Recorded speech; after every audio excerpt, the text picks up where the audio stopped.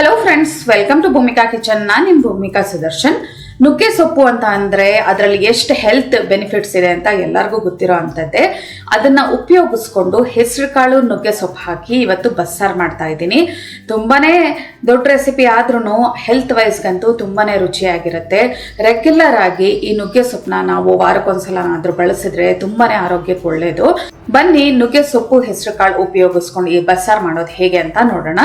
ಒಂದು ಪಾತ್ರೆ ಒಳಗಡೆ 5 ಕಪ್ ಅಷ್ಟು ನೀರು ಹಾಕೊಂಡಿದ್ದೀನಿ. ನೀರು ಚೆನ್ನಾಗಿ ಕುದಿಯೋದಕ್ಕೆ ಶುರು ಆಗಿದೆ. ಇದಕ್ಕೆ 1/4 ಕಪ್ ಹೆಸರು ಕಾಳು, 1/4 ಕಪ್ ತೊಗರಿ ಬೇಳೆನ ಒಂದು ಅರ್ಧ ಗಂಟೆ ನೀರಲ್ಲಿ ನೆನೆಸಿಟ್ಟಿದ್ದೆ, ಅದನ್ನು ಕೂಡ ಹಾಕಿ ಈ ಹೆಸರು ಕಾಳು ಬೇಳೆ 3/4 ಭಾಗ ಬೇಯುವಷ್ಟು ಬೇಯಿಸ್ಕೊಳ್ತೀನಿ. ಇದು ಚೆನ್ನಾಗಿ ಕುದಿ ಬರಲಿ. ನಂತರ ಲಿಡ್ ಕ್ಲೋಸ್ ಮಾಡಿ ಲೋ ಫ್ಲೇಮಲ್ಲಿ ಬೇಯಿಸ್ಕೊಳ್ಳೋಣ. ಒಂದ್ಸಲ ಎಲ್ಲ ಚೆನ್ನಾಗಿ ಈ ಥರ ಮಿಕ್ಸ್ ಮಾಡ್ಕೊಂಡ್ಬಿಡ್ತೀನಿ. ಚೆನ್ನಾಗಿ ಕುದಿ ಬರ್ತಾ ಇದೆ. ಈ ಥರ ಏನಾದರೂ ನೊರೆ ಬಂದರೆ ಆ ನೊರೆ ಕಂಪ್ಲೀಟ್ ತೆಗೆದು ಬಿಡಿ. ನೊರೆ ಎಲ್ಲ ತೆಗೆದ ಮೇಲೆ ಒಂದ್ಸಲ ಈ ಥರ ಎಲ್ಲ ಚೆನ್ನಾಗಿ ಮಿಕ್ಸ್ ಮಾಡಿಕೊಂಡು ಲಿಡ್ ಕ್ಲೋಸ್ ಮಾಡಿಕೊಂಡು ಕಂಪ್ಲೀಟ್ ಲೋ ಫ್ಲೇಮಲ್ಲೇ ಚೆನ್ನಾಗಿ ಇದನ್ನು ಹೆಸರು ಕಾಳು ತೊಗರಿ ಬೇಳೆನ ಬೇಯಿಸ್ಕೋಬೇಕು. ಲೋ ಫ್ಲೇಮಲ್ಲೇ 3/4 ಭಾಗ ಬೇಯುವಷ್ಟು ಬೇಯಿಸ್ಕೊಂಡಿದ್ದೀನಿ. ಹೆಸರು ಕಾಳು 3/4 ಭಾಗದಷ್ಟು ಬೆಂದಿದೆ. ನೋಡಿ, ನೀವೇನಾದರೂ ತುಂಬ ನೆನೆಸ್ಬಿಟ್ಟು ಏನಾದರೂ ಇದು ನೆನೆಯಾಕೆ ಇಟ್ಬಿಟ್ಟು ಅನಂತರ ಬೇಯಿಸೋಕೆ ಹೋದರೆ ಫುಲ್ಲು ಮ್ಯಾಶ್ ಹಾಕ್ಬಿಟ್ಟು ಸಿಪ್ಪೆನೇ ಬೇರೆ, ಈ ಹೆಸರು ಕಾಳೇ ಬೇರೆ ಆಗೋಗ್ಬಿಡುತ್ತೆ. ಈ ಥರ ಬೇಯಿಸ್ಕೊಂಡು 3/4 ಭಾಗ ಆಗ್ತಿದ್ದ ಹಾಗೆ ರುಚಿಗೆ ತಕ್ಕಷ್ಟು ಉಪ್ಪು ಹಾಕ್ಬಿಟ್ಟು ನುಗ್ಗೆ ಸೊಪ್ಪು ಹಾಕೊಳ್ಳೋಣ. 1 ಕಟ್ಟು ನುಗ್ಗೆ ಸೊಪ್ಪು ಹಾಕೊಳ್ತಾ ಇದ್ದೀನಿ. ಒಂದೊಂದು ಕಡ್ಡಿ ತುಂಬ ಎಳೆದಾಗಿರೋದ್ರಿಂದ ಕಡ್ಡಿ ಸಮೇತನೇ ಹಾಕ್ತಾ ಇದ್ದೀನಿ. ಹಿಡಿ ಲೆಕ್ಕದಲ್ಲಾದರೆ 3 ಹಿಡಿ ಬರುತ್ತೆ. ಇವಾಗ ಹೈ ಫ್ಲೇಮ್ ಮಾಡಿಕೊಂಡು ಈ ಸೊಪ್ಪನ್ನ ಚೆನ್ನಾಗಿ ಮಿಕ್ಸ್ ಮಾಡ್ಕೊಳ್ಳೋಣ. ನುಗ್ಗೆ ಸೊಪ್ಪು ಹಾಕಿದ್ಮೇಲೆ ಲಿಡ್ ಕ್ಲೋಸ್ ಮಾಡಬಾರ್ದು, ಕಹಿ ಬಂದ್ಬಿಡುತ್ತೆ. ಓಪನ್ ಆಗಿ ಹಾಗೆ ಒಂದು 5 ನಿಮಿಷ ಬೇಯಿಸ್ಕೊಳ್ಳೋಣ. 3ರಿಂದ 4 ನಿಮಿಷ ಅಥವಾ 5 ನಿಮಿಷ. ಮೀಡಿಯಂ ಫ್ಲೇಮಲ್ಲಿ ಒಂದು 3 ನಿಮಿಷ ಹಾಗೆ ಬೇಯಿಸ್ಕೊಂಡಿದ್ದೀನಿ. ನೋಡಿ, ಇದು ಸೊಪ್ಪುದು ಕಹಿ ಅಂಶ ಎಲ್ಲ ಹೋದ ನಂತರ ಜಸ್ಟ್ ಒಂದು 2 ನಿಮಿಷ ಲೋ ಫ್ಲೇಮಲ್ಲಿ ಹೀಗೆ ಲಿಡ್ ಕ್ಲೋಸ್ ಮಾಡ್ಕೊಂಡು ಬೇಯಿಸ್ಕೊಳ್ತೀನಿ. ಆವಾಗ ಸೊಪ್ಪು ಸಾಫ್ಟಾಗಿ ಚೆನ್ನಾಗಿ ಬೇಯುತ್ತೆ. ನೋಡಿ, ನಾನು ಹಾಕಿದಾಗ ಎಷ್ಟು ಸೊಪ್ಪಿತ್ತು, ಇವಾಗ ಎಷ್ಟು ಕಮ್ಮಿ ಆಗೋಗ್ಬಿಟ್ಟಿದೆ. ಹಿಂಗೆ ಒಂದು ಎತ್ಕೊಂಡು ನೋಡಬೇಕು. ಸೊಪ್ಪು ಸಾಫ್ಟಾಗಿ ಚೆನ್ನಾಗಿ ಬೆಂದಿದೆ. ಇವಾಗ ನೀರೇ ಸೆಪ್ರೇಟು, ಈ ಕಾಳು ಸೊಪ್ಪನ್ನೇ ಸೆಪ್ರೇಟ್ ಮಾಡ್ಕೊಂಡು ಶೋಧಿಸ್ಕೊಳ್ಳೋಣ. ಈ ಏನು ಕಟ್ಟಿದೆಯಲ್ಲ ನೀರು ಬೇಯಿಸಿರೋದು, ಇದನ್ನ ಉಪಯೋಗಿಸ್ಕೊಂಡು ಸಾಂಬಾರು ಮಾಡ್ಕೋಬೋದು. ಸ್ಟವ್ ಆಫ್ ಮಾಡ್ತಾ ಇದ್ದೀನಿ. ನೋಡಿ, ಕಾಳು ಸೊಪ್ಪನ್ನೇ ಶೋಧಿಸ್ಕೊಂಡಿದ್ದೀನಿ. ಇಲ್ಲಿ ಅದರ ಕಟ್ಟು ನೀರನ್ನ ಎತ್ತಿಟ್ಕೊಂಡಿದ್ದೀನಿ. ಇದಕ್ಕೆ ಫಸ್ಟು ಇವಾಗ ಸಾಂಬಾರು ಮಾಡ್ಕೊಂಬಿಡೋಣ.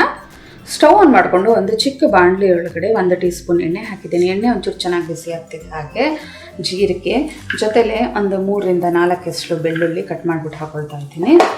ಈರುಳ್ಳಿ 1, ಇದಿಷ್ಟು ಫ್ರೈ ಮಾಡಿಕೊಂಡು ರುಬ್ಬೋದಕ್ಕೆ ಹಾಕೋಬೇಕು. ಈರುಳ್ಳಿ ಬೆಳ್ಳುಳ್ಳಿ ಎಲ್ಲ ಅದರ ಹಸಿ ಘಮ ಹೋಗೋವರೆಗೂ ಫ್ರೈ ಮಾಡ್ಕೊಂಡಿದ್ದೀನಿ. ತುಂಬ ಏನು ಫ್ರೈ ಮಾಡಬೇಕು ಅನ್ನೋದೇನಿಲ್ಲ. ಇದಕ್ಕೆ ಒಂದು 3 ಟೇಬಲ್ ಸ್ಪೂನ್ ಅಷ್ಟು ಹಸಿ ತೆಂಗಿನ ತುರಿ ಹಾಕೊಂಡಿದ್ದೀನಿ. ಬೇಕಿದ್ರೆ ನೀವು ಒಣ ಕೊಬ್ಬರಿ ಕೂಡ ಹಾಕೋಬೋದು. ಜಸ್ಟ್ ಈ ಥರ ಒಂದ್ಸಲ ಮಿಕ್ಸ್ ಮಾಡ್ಕೊಳ್ಳೋಣ. ಸ್ಟವ್ ಆಫ್ ಮಾಡಿದ್ದೀನಿ. ತೆಂಗಿನ ತುರಿ ಏನು ನಾವು ಬಿಸಿ ಮಾಡೋದು ಬೇಕಿಲ್ಲ. ಇದು ತಣ್ಣಗಾದ್ಮೇಲೆ ಮಿಕ್ಸರ್ ಜಾರ್ ಒಳಗಡೆ ಹಾಕೊಳ್ತೀನಿ. ತಣ್ಣಗಾದ್ಮೇಲೆ ಮಿಕ್ಸರ್ ಜಾರ್ ಒಳಗಡೆ ಎಲ್ಲ ಐಟಮ್ನು ಹಾಕೊಂಡಿದ್ದೀನಿ ಫ್ರೈ ಮಾಡಿರೋದನ್ನ. ಇದಕ್ಕೇನೆ ಬೇಯಿಸಿಟ್ಕೊಂಡಿರೋ ಅಂಥ ಕಾಳನ್ನ ಹಾಕೊಳ್ತಾ ಇದ್ದೀನಿ. ಕಾಳು ಬೇಳೆ ಆದಷ್ಟು ಹಾಕೊಳ್ಳಿ. ಸೊಪ್ಪು ಇಲ್ಲೊಂದು ಬಂದಿದ್ರೆ ಏನು ಪರವಾಗಿಲ್ಲ. ಇದಕ್ಕೆ ಒಂದು ಸ್ವಲ್ಪ ನೀರು ಹಾಕ್ಕೊಂಡು ರುಬ್ಬಿಟ್ಕೊಳ್ತೀನಿ. ಇವಾಗ 1/4 ಕಪ್ ಅಷ್ಟು ನೀರು ಹಾಕ್ಕೊಂಡು ಈ ಮಸಾಲೆನ ರುಬ್ಬಿಟ್ಕೊಂಡಿದ್ದೀನಿ. ಇವಾಗ ಸಾಂಬಾರಿಗೆ ಒಗ್ಗರಣೆ ಹಾಕೊಳ್ತೀನಿ. ಸ್ಟವ್ ಆನ್ ಮಾಡಿಕೊಂಡು ಒಂದು ಪಾತ್ರೆ ಒಳಗಡೆ 1 ಟೇಬಲ್ ಸ್ಪೂನ್ ಎಣ್ಣೆ ಹಾಕಿದ್ದೀನಿ. ಎಣ್ಣೆ ಒಂಚೂರು ಚೆನ್ನಾಗಿ ಬಿಸಿ ಆಗ್ತಿದೆ. ಅರ್ಧ ಟೀ ಸ್ಪೂನ್ ಸಾಸಿವೆ, ಅರ್ಧ ಟೀ ಸ್ಪೂನ್ ಜೀರಿಗೆ. ಸಾಸಿವೆ ಚೆನ್ನಾಗಿ ಸಿಡಿಯೋದಕ್ಕೆ ಶುರು ಆಗಲಿ. ಸಾಸಿವೆ ಒಂಚೂರು ಸಿಡಿತಿದ್ದ ಹಾಗೆ ಬೆಳ್ಳುಳ್ಳಿ ಒಂದು 3ರಿಂದ 4 ಹೆಸರು, ಜೊತೆಯಲ್ಲೇ ಒಣಗಿದ ಮೆಣಸಿನ್ಕಾಯಿ 2ರಿಂದ 3, ಇಂಗು ಚಿಟಕಿ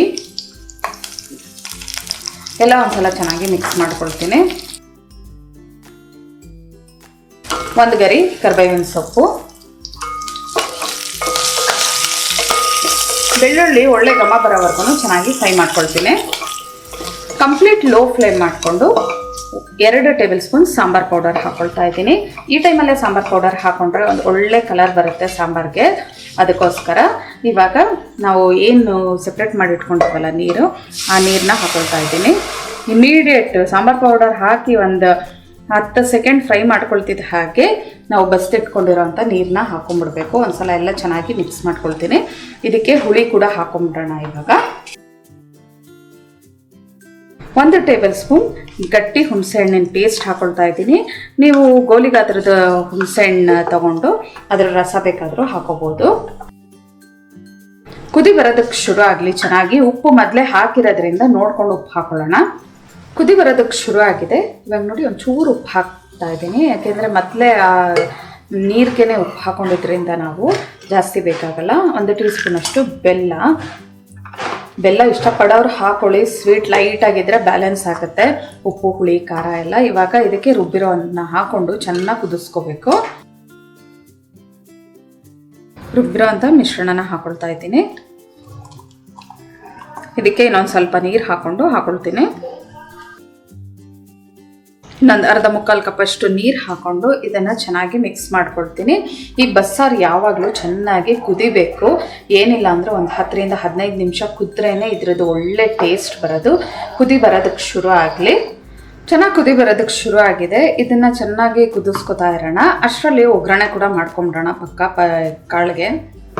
ಬಾಣಲಿ ಒಳಗಡೆ 2 ಟೇಬಲ್ ಸ್ಪೂನ್ ಎಣ್ಣೆ ಹಾಕೊಂಡಿದ್ದೀನಿ. ಎಣ್ಣೆ ಒಂಚೂರು ಚೆನ್ನಾಗಿ ಬಿಸಿ ಆಗ್ತಿದೆ. ಹಾಗೆ ಸಾಸಿವೆ, ಕಡಲೆಬೇಳೆ, ಉದ್ದಿನಬೇಳೆ ಎಲ್ಲ ಸ್ವಲ್ಪ ಹಾಕೊಂಡಿದ್ದೀನಿ.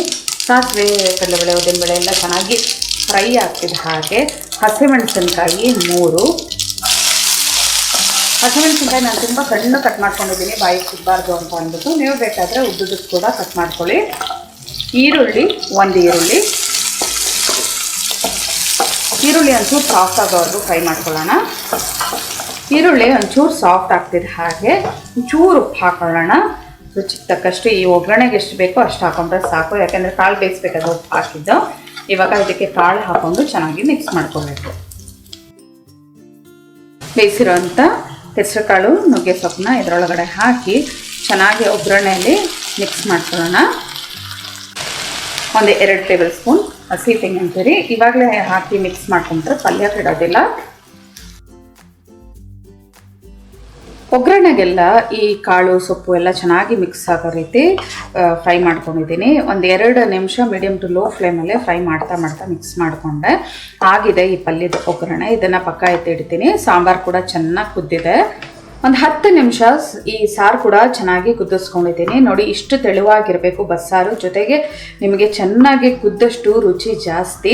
ಇವಾಗ ಸ್ಟವ್ ಆಫ್ ಮಾಡ್ಕೊಳ್ತಾ ಇದ್ದೀನಿ. ನಿಮಗೆ ಪಲ್ಯನೂ ರೆಡಿ ಆಯಿತು, ಈ ಕಡೆ ಸಾರು ರೆಡಿ ಆಯಿತು. ಬಿಸಿ ಬಿಸಿ ಮುದ್ದೆ ಅಥವಾ ಅನ್ನದ ಜೊತೆ ಈ ಬಸ್ಸಾರು ಮತ್ತು ಪಲ್ಯನ ಸರ್ವ್ ಮಾಡಿದ್ರಂತೂ ಏನು ಚೆನ್ನಾಗಿರುತ್ತೆ ಗೊತ್ತಾ. ಈ ಪಲ್ಯನ ನೀವು ಬೇಕಾದರೆ ಚಪಾತಿ ಜೊತೆ ಕೂಡ ಸರ್ವ್ ಮಾಡ್ಕೋಬೋದು. ಇವತ್ತಿನ ಈ ರೆಸಿಪಿ ನಿಮ್ಗೆ ಇಷ್ಟ ಆದರೆ ಲೈಕ್ ಮಾಡಿ, ಶೇರ್ ಮಾಡಿ. ಯಾರೆಲ್ಲ ಇನ್ನೂ ಭೂಮಿಕಾ ಕಿಚನ್ಗೆ ಸಬ್ಸ್ಕ್ರೈಬ್ ಆಗಿಲ್ಲ, ದಯವಿಟ್ಟು ಸಬ್ಸ್ಕ್ರೈಬ್ ಆಗಿ. Thanks for watching.